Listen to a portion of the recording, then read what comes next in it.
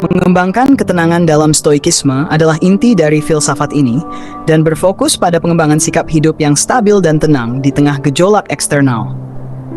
Stoikisme bertujuan untuk mencapai ketenangan batin, ataraksia, dan kebebasan dari penderitaan emosional, atheia, dengan melatih pengendalian diri, kebijaksanaan, dan penerimaan terhadap realitas. Proses ini melibatkan penerapan berbagai prinsip dan latihan yang bertujuan untuk menumbuhkan ketenangan dalam menghadapi tantangan hidup. Berikut adalah penjelasan lebih mendalam tentang pendekatan-pendekatan stoikisme dalam mengembangkan ketenangan. Mengendalikan hal yang bisa dikendalikan.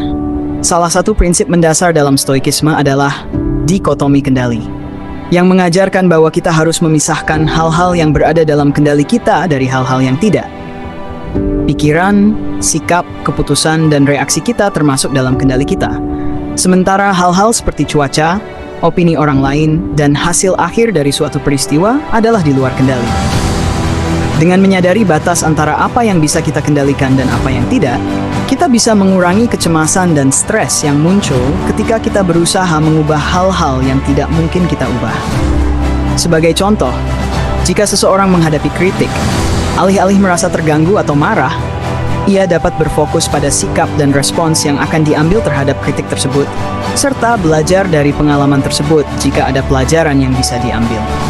Prinsip ini mengarahkan kita untuk menyalurkan energi dan perhatian pada tindakan yang bermanfaat dan produktif, bukan pada kekhawatiran yang tidak perlu.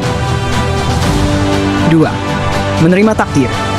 Amor fati, yang berarti mencintai takdir, adalah konsep penting dalam stoikisme yang mengajarkan untuk menerima dan bahkan mencintai segala sesuatu yang terjadi dalam hidup, baik positif maupun negatif. Filosofi ini mengajak kita untuk tidak hanya menerima kenyataan, tetapi juga untuk merangkulnya dengan penuh rasa syukur, melihat setiap peristiwa sebagai kesempatan untuk belajar dan tumbuh.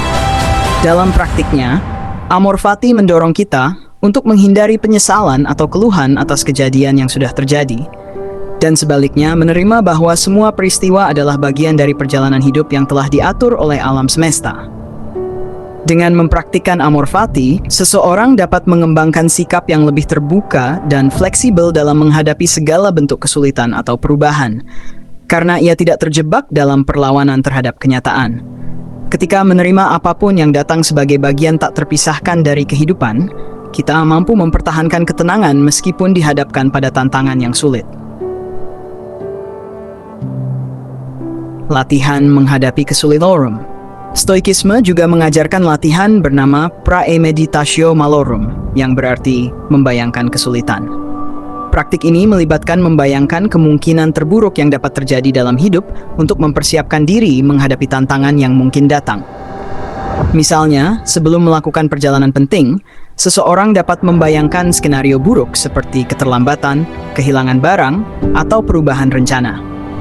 Tujuannya bukan untuk menimbulkan rasa takut, tetapi untuk memperkuat mental dan emosional dalam menghadapi kenyataan. Dengan membayangkan dan menerima kemungkinan terburuk, seseorang dapat mengurangi ketakutan dan kekhawatiran yang tidak realistis, serta mengembangkan sikap siap menghadapi apapun yang terjadi.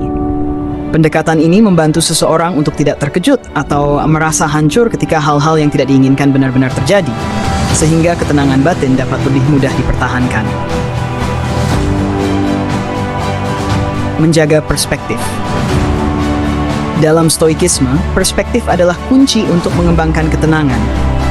Filsuf stoik seperti Marcus Aurelius mengingatkan bahwa banyak masalah sehari-hari sebenarnya tidak begitu penting dalam skala besar alam semesta atau dalam rentang waktu yang panjang.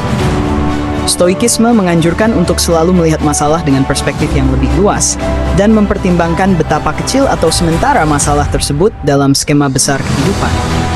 Misalnya, ketika menghadapi tantangan di tempat kerja, seorang stoik mungkin akan merenungkan bahwa masalah tersebut, meskipun terasa mendesak, kemungkinan besar tidak akan berdampak besar dalam beberapa tahun ke depan.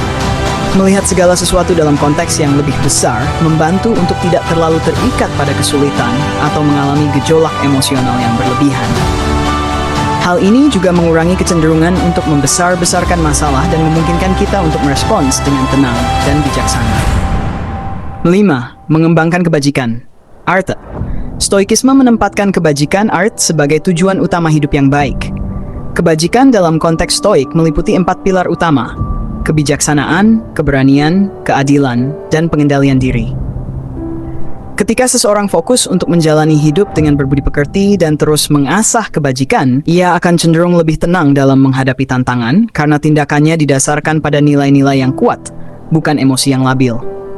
Mengembangkan kebajikan memerlukan latihan dan disiplin, tetapi ini adalah jalan menuju ketenangan yang tahan lama. Sebagai contoh, pengendalian diri memungkinkan seseorang untuk tidak terbawa emosi saat diprovokasi. Sementara kebijaksanaan memberikan kemampuan untuk menilai situasi secara objektif dan memilih respons terbaik. Dengan terus mempraktikkan kebajikan, kita akan lebih mampu untuk hidup dengan tenang dan damai, karena tindakan kita selaras dengan nilai-nilai moral yang lebih tinggi. 6. Berlatih mindfulness atau perhatian penuh. Dalam stoikisme, perhatian penuh atau prosoche adalah latihan untuk selalu sadar akan pikiran dan emosi kita.